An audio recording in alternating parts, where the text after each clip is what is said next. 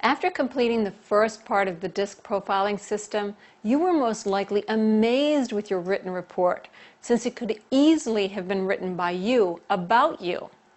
DISC profiles are one of the best and most widely used profiling vehicles to assess a person's behavioral tendencies. If you take some time to review your patterns, your peaks and valleys on the assessment graph, you'll notice the fluctuations between the 4 factors which measure your dominance, influence, steadiness, and compliance.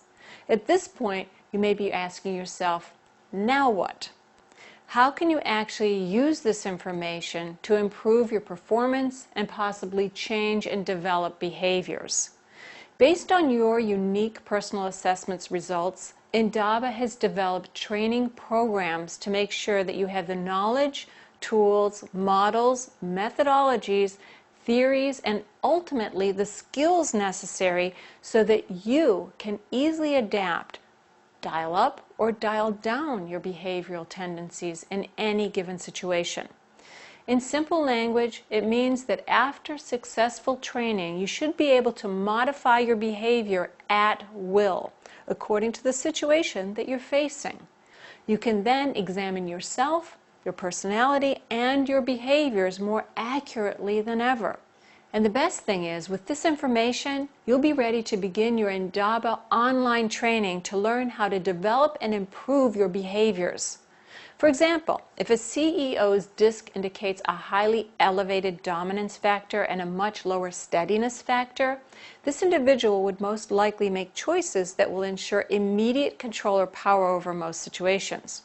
A CEO with this profile would not necessarily spend lots of time being thoughtful about the ramifications of grabbing power or controlling people. To compound this, if the spread between dominance and steadiness is large, he or she might do so with very little patience. With Indaba's online training, this particular individual could adapt and purposefully make the factor spread less, bringing down the dominance factor and raising the steadiness or thoughtfulness factor.